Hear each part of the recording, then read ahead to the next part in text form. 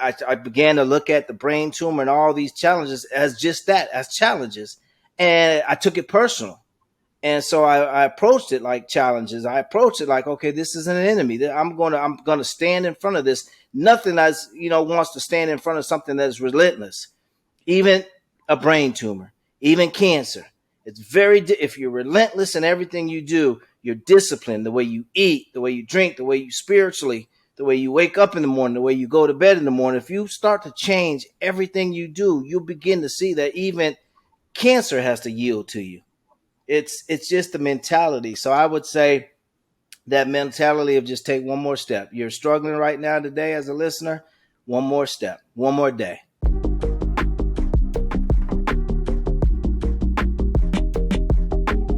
Bryan, thank you for joining me for our Thought Leader Spotlight series. I'm your host over here, Matt Camp, head of partnerships at DealMachine. And on these, we really like to shine an industry spotlight on experts like yourself, hear your inspiring stories, and really see how you see the world evolving. So today, really excited to welcome on Bryan Chavis. You're a real estate investor with 2 decades of experience, a best-selling author. You've got Buy It, Rent It, Profit, and then The Landlord Entrepreneur. And then outside of that, you're a top keynote speaker and also just a seasoned consultant on property and asset management. So welcome on, Bryan. Really excited to have you on today, man. Man, it's good to be here. Good to be here. Absolutely. So to kind of begin with, I know I talked a little bit about your background, but you have such an inspiring story and just amazing journey of how you even got into this. And really, I mean, you were a brain tumor survivor. Like, can you maybe talk a little bit about your journey there and what you went through to be here today? Yeah, I don't think we have enough time for that story. So I'll try to give you the Reader's Digest version. It was for the most part, I think, when considering your audience, it's the brain tumor part. I always tell people wasn't the difficult part. It was trying to adjust afterwards and trying to maintain your business and your entrepreneurship. And it's if they say if the the brain tumor doesn't kill you, then the bills and everything after the fact will. When you're thinking of chemo, $10,000 a dose, and it's like once you come out, it's you got a whole new set of challenges. So so yeah, the brain tumor is was something for me. It was probably it was a series. Unfortunately, the location was on my motor cortex, and so I was always having these major seizures that were extremely painful. So it was years of it wasn't just a situation where you're diagnosed, they go in and they remove it, and you're on your road trying to recover. For me, it was at least a year of having these seizures and no one able to really touch it because no one wanted to go in because it was sitting close to my motor cortex. No one wanted to paralyze me. So eventually Dr.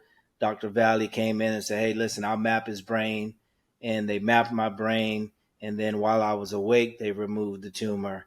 And so then after that, I had years of recovery. And, it was difficult, man. I wish I could tell you that it was, it was difficult. And to this day, it's still, it's still difficult because, you're having to bounce back and pick up all the pieces and start over from scratch. As I came back, if you look and know my story and do your research, you Google Bryan Chavis, you'll see, my book originally was published by Simon & Schuster, originally came out in 2009. I was one of the first people really talking about multifamily, investing in the multifamily space. 2012, the tumor happens on Christmas Eve. The tumor happens. I spent a year or two in just recovering. And as I come back and enter the space after the tumor, after the recovery, the business, everything had changed. Social media took off. There was an expert on every corner. There was a multifamily expert now. There was tons of groups and just the landscape had changed. And so it was, making, the adjustment as an entrepreneur on how to adjust and where I could fit in, where I thought I was of value. that was weighing heavy on me. And then not only that, but you always have that situation or that feeling of why me. So you have that victim mentality. Um, and people would like to think that it goes away because the next thing I get on the podcast or an interview is, how did you overcome it? And Mhm. I argue whether or not, man, I ever, do you overcome it? There's days where you have the victim mentality again. It creeps back in, right? It's like, if you hadn't this hadn't happened to you, think where you would be. If this hadn't, if you hadn't been taken out of the race at this time, this was the time where you needed to be making hay, and you were taken out. And how unfair is that? And so you battle those thoughts. They never really go away as as an individual, as a human being. They never go away. These are things that you're always having to to deal with and to battle with.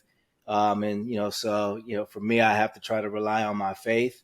Um, and even that is difficult because you're like, oh man, if there was a God, then why would he let something like this happen? And so you're always battling that, and but you just have to kind of you have to really believe that there is a reason why, and that you know uh the lessons that you learn from the challenges have with no doubt made me a much better man, much wiser individual.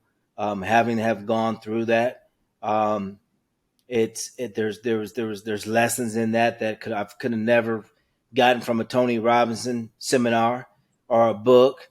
There's wisdom in it that I could have never received from a Gary V.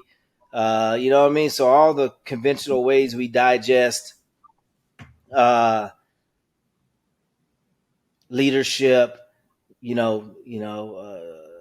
skill sets to advance our careers and our personal development.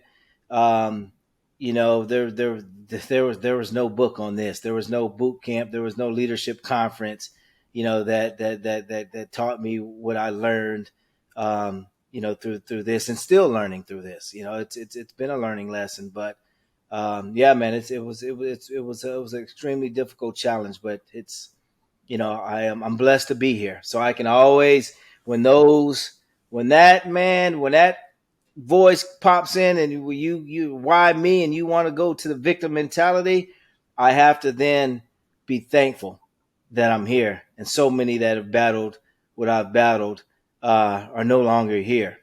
Uh, and that's where I stick the flag in the ground. I make my stand against those thoughts, as I say I'm still here. So whatever, regardless of what, yes, it's sad, and yes, it's certainly not fair, and yes, I could have been dealt a much better hand. I'm still here, and I'm still at the table. I'm still able to play. I still got a round left. You know what I mean? I still got a quarter of game left, and so it's not over. And so I stick that flag in the ground, man, and that's how I have to rebuild myself, and that's how I have to re-engage and re-motivate myself. Yeah, I mean, it's inspiring to hear you say that, man. And I know, you certainly are, keeping you're not done, like you said. You're doing so many different things that have been so impactful for people that, you're might be. It's inspiring to see how you've gone through that journey, but you also are taking such a mentality to help move forward and help really make an impact. It seems like in so many people's lives. So appreciate the effort that you put into that every day. And I know Thank we you. definitely on my end. I mean, I know it's really inspiring for us to see our members, Deal Machine members, talk about the stories of how they've changed their lives, how they are doing things to help better their lives. But I'm sure there are people watching this too that are going through tough times. Like, with your experience, do you have any advice for them in terms Ah, of ah, how to persevere through something like what you went through? man, it's ah, it's for those who are struggling with something, it's it's tough, man. I wish I could, even just thinking about it, for me, it's, you can see, it's still very, one of those very emotional things. I mean, you can't open a man's head up while he's awake and still think he's ever gonna, be the same. You can't suffer through, those seizures and be awake and think you're gonna, come out the other end and still, be the same. And so for people who are struggling, whatever it is, that they're challenged, that they're struggling with, you just you and it's so hard to tell people you got to rely on your faith when you're going through it and you're in the eye of the storm. It's like, where's faith? Where's God? Where's, what God would allow this to happen? What person would it, so it's very hard to tell people something and to give people something. All I can tell you is, for me, as I say, I stick that flag in the ground, and you're still here. And, you're, individuals that might be battling with, depression or being, because, I've even had to battle with that. The depression will kill you when you're looking at bills, $10,000 a pill, man, a pill. I ain't say $10,000 a $10,000 a pill. You're required to take X amount of pills, to continue to save your life. It's like, you see the income, $3 million for a surgery, and it's, $10,000 for a pill. You're like, where is this coming from? So it's like, shit. Well, hell, I'd rather take the can. I'd rather the brain tumor take me out. I mean, if it ain't going to take me out, I'm going to be bankrupt at the end of this. And it's so, you got all these pressures, and it's like, and when you're asking, what do you tell a viewer? What do you tell a listener? That is in it. All I can tell you, man, is that you really do you have to hold on, and you have to understand that there's a season for everything. And that if you can just weather the storm, and I know it's so cliche-ish, but again, it's not cliche-ish coming from someone like me, because I've had one foot in the grave and another on a banana peel. So listen, this ain't this Been ain't a through it. Tony, right? This ain't a seminar, right? This ain't a guy on stage that's, giving you something that he's read or heard about. I'm telling you, I've been there. I've been in hell. And I'm telling you, if you can hold on for another day, like what David Goggins says, when you're running 200 or 300 miles, that's kind of how I look at this. That's why I like David Goggins, because I identify with it. When he was like, hey, I got to run 200-300 miles or whatever he's doing, it's like he's peeing on himself. He's going to the bathroom on himself. His kidneys are giving away. And he's like, what do you tell yourself? And he says, one more step. If I can just take one more step. And that's what you got to tell yourself when you're in that. And that's what I told myself. One more day. Just give it one more day. And, that's one more day leads to a week. A week leads to a month. You just keep having to say one more day, you're here, and fight through it. And, and it's very much like that David Goggins mentality. It's like, who will carry the boats, is what he says. It's like you have to develop that mentality, that callous, that mentality that you're going to be tougher than this. And that, I began to look at the brain tumor and all these challenges as just that, as challenges. And I took it personal. And so I approached it like challenges. I approached it like, okay, this is an enemy. I'm gonna stand in front of this. Nothing that's wants to stand in front of something that's relentless. Even a brain tumor, even cancer. It's if you're relentless in everything you do, you're disciplined, the way you eat, the way you drink, the way you spiritually, the way you wake up in the morning, the way you go to bed in the morning. If you start to change everything you do, you'll begin to see that even cancer has to yield to you. It's just the mentality. So I would say that mentality of just take one more step. You're struggling right now today as a listener, one more step, one more day. Wow.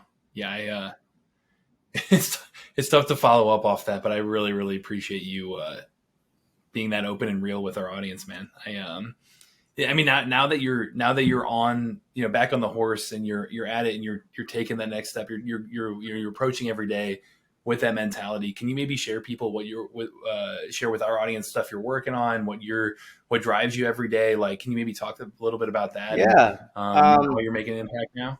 Yeah, and that was one of the toughest parts. It's like, I liken it to someone stealing your playbook, right? Right the day before the championship game, right? It's like, and not saying people stole my playbook, but it's like, I was talking multifamily. I felt like I was there first, and then you're taken away, and then you kind of come back, and now you're starting from the eight ball. It's like I felt like somebody stole my playbook. Now I got to go. I can't go back to the hotel or to the practice field and spend 3 or 4 days practicing and redeveloping the game plan. It's like I got to go play this game and everybody's got my plays. So now I got to make adjustments on the Reinvent yourself. fly. Right. Yeah. So, I spent some time. I did a lot of podcasts. I and watched and sat back and did a lot of observations. And I just looked at where I could bring value. And that's a lesson in for us all. It's where can you bring value? How can I be of service to individuals? And then I built a model around that, and then it developed into what we have today, which is me going from the Landlord Academy, which was the founding company that I started before I got sick.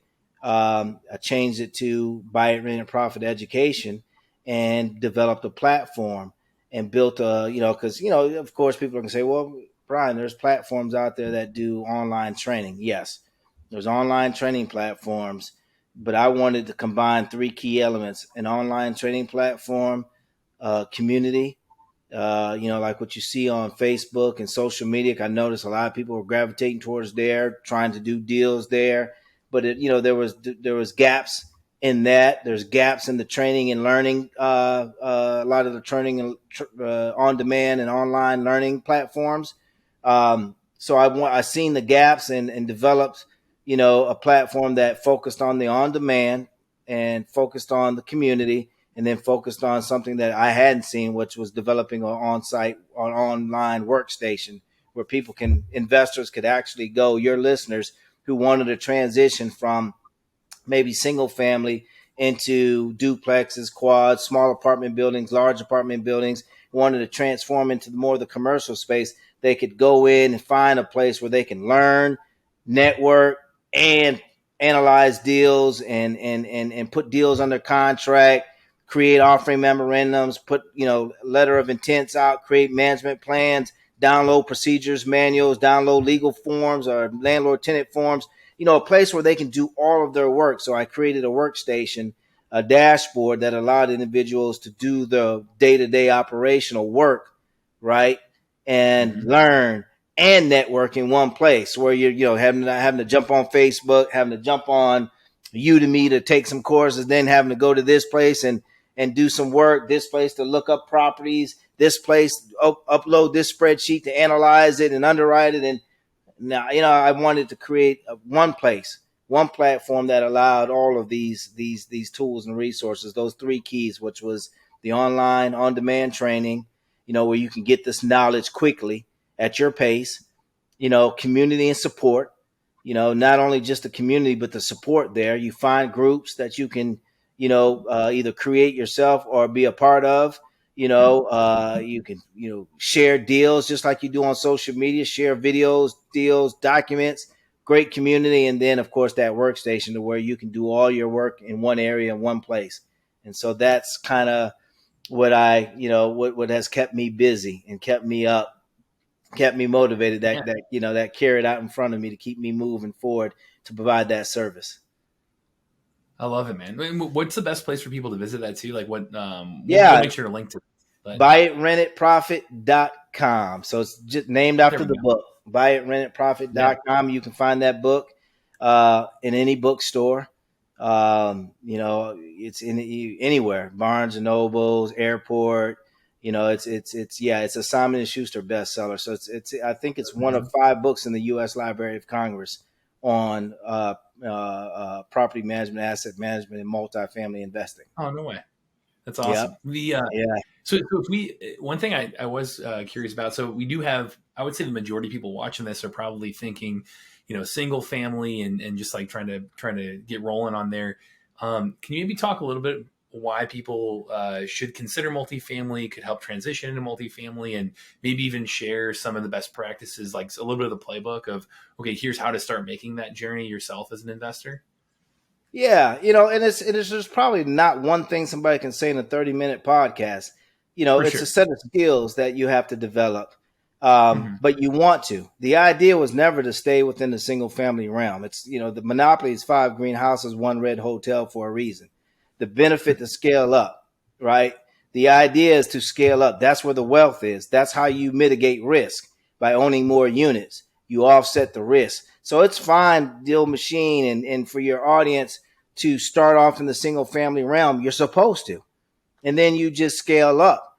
And the ability to scale up, it's it's again, there's skill sets that one develops to understand how to analyze and underwrite, uh, analyze markets. There's a process called SEOTA, strategic evaluation of a target area, beginning to understand how to look at building permit activity, average household income, average household size, unit mixes, mortgage, interest rates, all these various different key KPIs to be able to paint a picture of a targeted demographic, in which we call a prospect tenant, and then find a property that fits that demographic profile.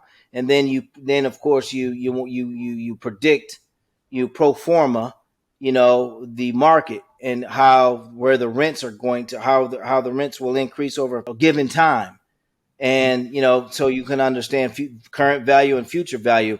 These techniques are not learned overnight, but again, that is why something like buy it, rent it, profit exists, is because what took me years, decades, now takes individuals 60 days to learn, 90 days, because they've got these micro learnings and these workbooks and these training manuals that they can just easily download. I mean, that wasn't available for me when I got in this industry. There was no website, I can't Right. work out, jump on my Peloton, right, and watch a 30-minute video on how to underwrite multifamily, how to analyze deals, how to do the SEOTA process, strategic evaluation of a target area, how to navigate, more importantly, the 5 phases: acquisition, implementation, stabilization, growth, and exit strategy. Acquisition is how you buy, how you acquire the investments. Implementation is the systems you use to manage them day to day, operating procedures. Okay.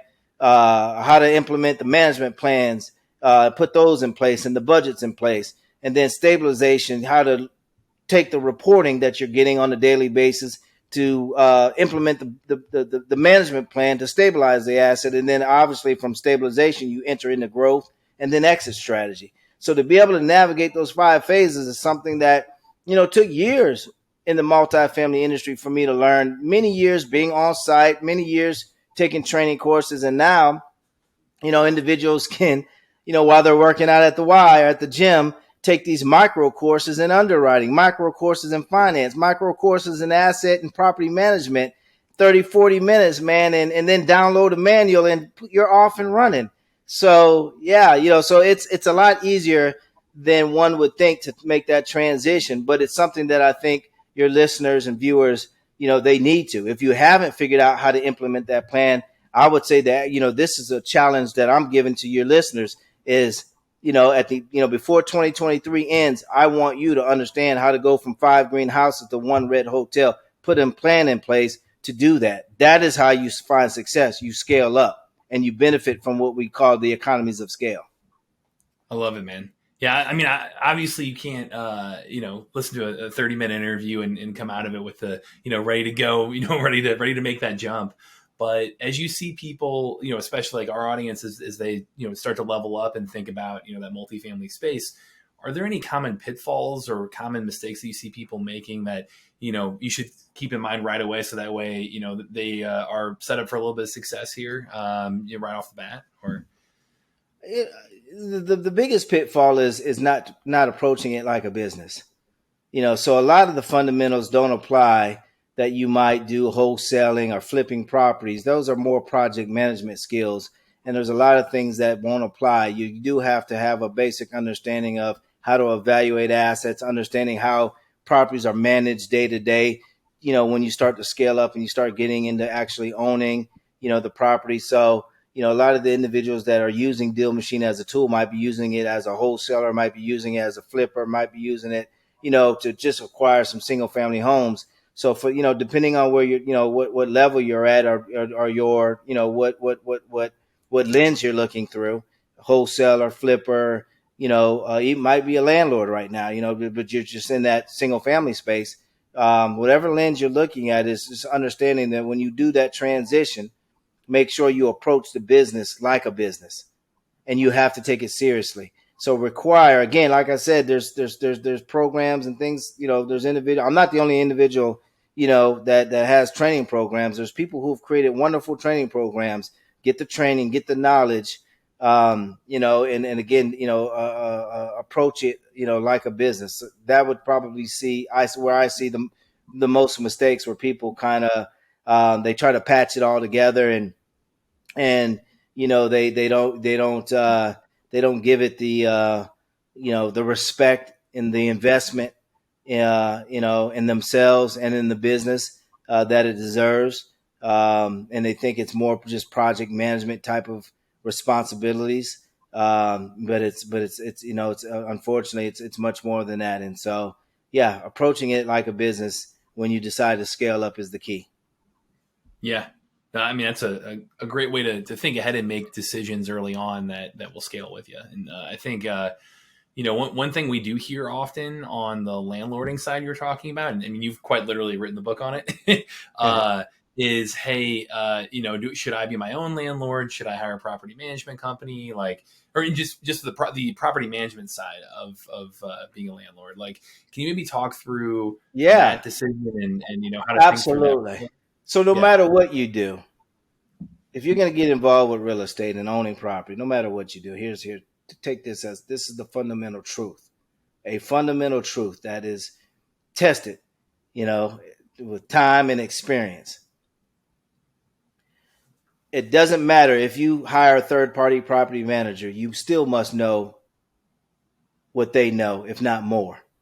So don't think you're going to buy a property and just hire a property manager. They're going to manage it and maintain it.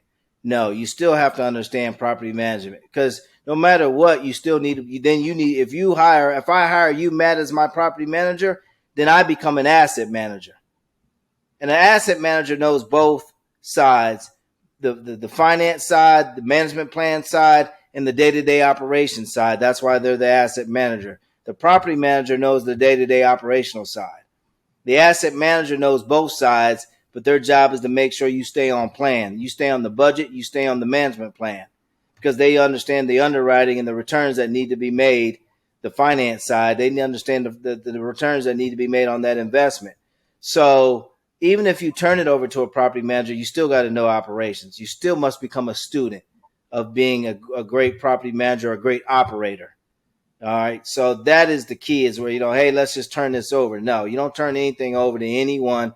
In fact, I'd prefer you turn over a management plan. If you hire a third party property management company, second party property management company, I would prefer you have a management plan, at least a junior management plan, on how you want that property operated, and hand that to the property manager. They may give you some feedback, but at least you guys can come together and create a management plan.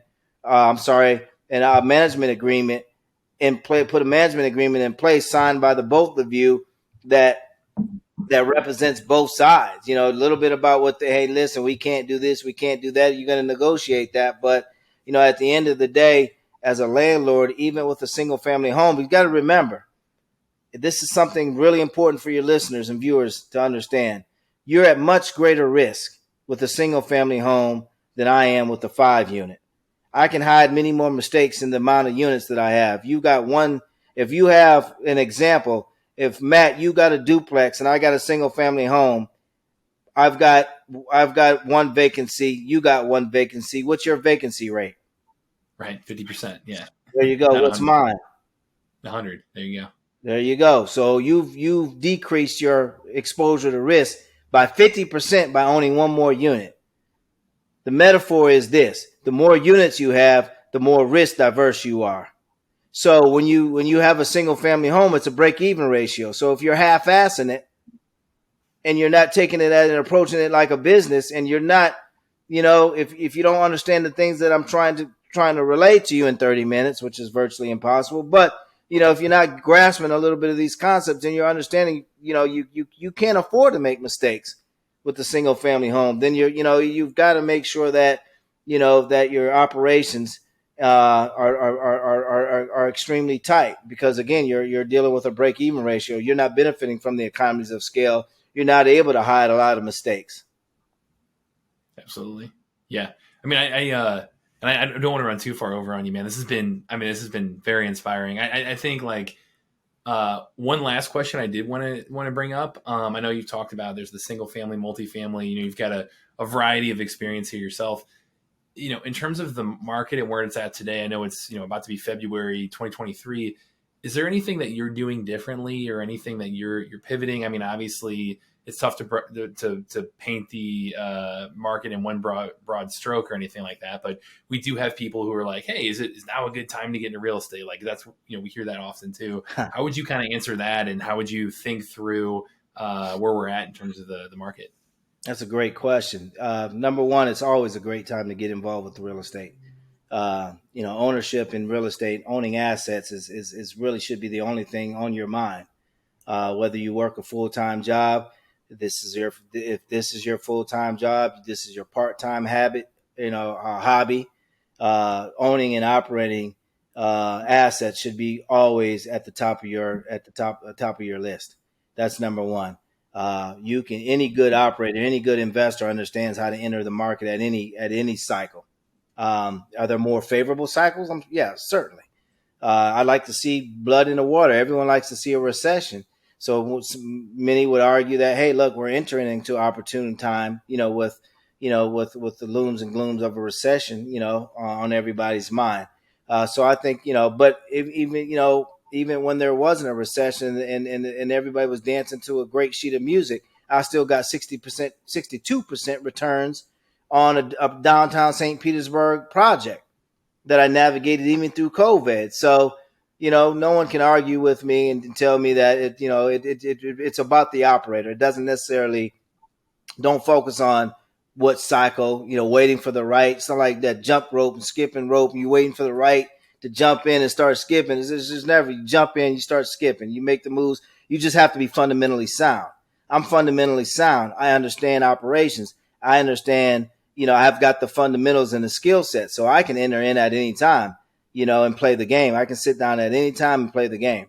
So that's number one. Get the skill sets. Then you can enter in at any market. Number two, I probably more so kind of favoring the affordable housing. So if you're looking at single families and some duplexes, you're on DealMachine, you're looking for opportunities. I'm looking for opportunities in the middle and moderate income, some class C, some class, maybe even lower than class C. You might want to start looking back at towards a lot of that choice voucher Section 8 type of product, because affordable housing is going to be a major issue. People are going to be funding a lot of the affordable housing. Public housing authorities, vouchers should increase. So I'm looking for opportunities in the affordable housing space, workforce housing space. Those are areas that I would focus on. But outside of that, man, you can't really go wrong if you're fundamentally sound. Absolutely. I love that answer. Yeah, I mean, you packed a ton into 30 minutes. So I do, like you said, you can't have the full I feel masterclass like I haven't said a thing. No, dude, this has been phenomenal. So I again, we're going to link to the Buy Rent and Profit site. Is there anything else, any other ways that people can connect with you? Right. I know you're active on social and things. So yeah. I've got my Instagram. What is my Instagram? I have no idea. Bryan Chavis or at Bryan Chavis. Let's see what it is.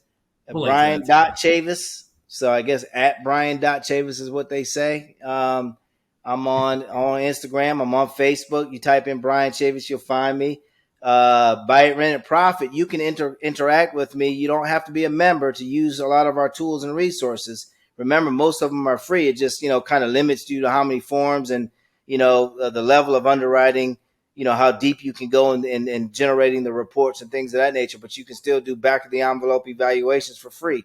So you can find me on our platform, of course, at any time. Ask me questions. I will always answer you back personally. So buyitRentItProfit.com. And then you find me on any of the social media. Instagram and Facebook are probably, and LinkedIn are probably where I'm most active on a daily basis. Awesome, man. So we'll link to all that stuff. We'll also include, we've got a Scaling Your Real Estate Investing ebook that we'll include there too. But yeah, Bryan, thank you so much for your time. Really appreciate you coming on here for our audience.